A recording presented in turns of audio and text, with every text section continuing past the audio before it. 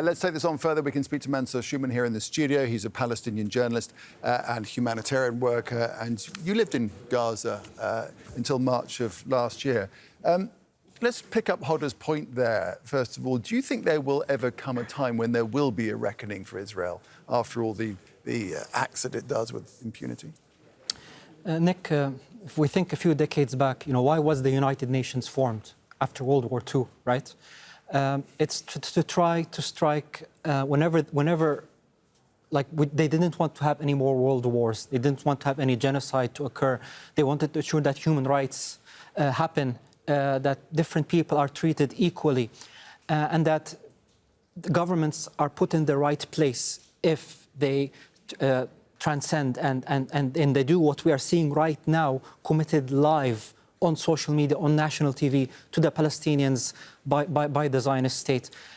However, this world order has now failed, as we have all seen over the last 22 months. So to answer your question, as long as the United States continues to provide Israel with the support and with the backing, without any question, without any hesitation, I think nothing will change.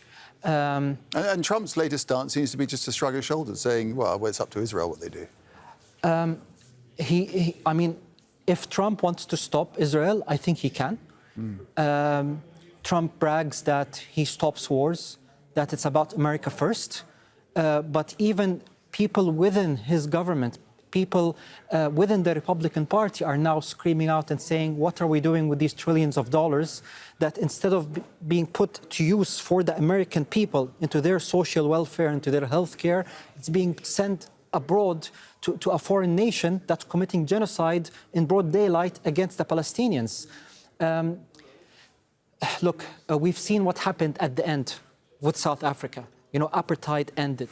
South Africans gained their independence against the very cruel world of apartheid. I think that slowly but surely we're seeing that happening in Palestine, in Gaza, in the West Bank. It needs more action from our side. Anas and his colleagues did their part. The Palestinians in Gaza will continue to do the work that they need to do to get the Palestinians to the other side. However, the question is, what is our role right now? What can the viewers do? What can the decision makers do?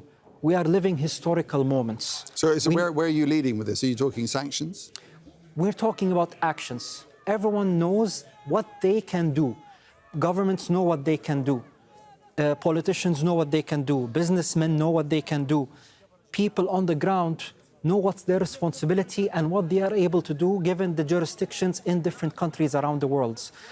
And if people don't see that governments are able to take up that responsibility, they will take matters into their own hands. Maybe one day you will see hundreds of flotillas swimming towards Gaza.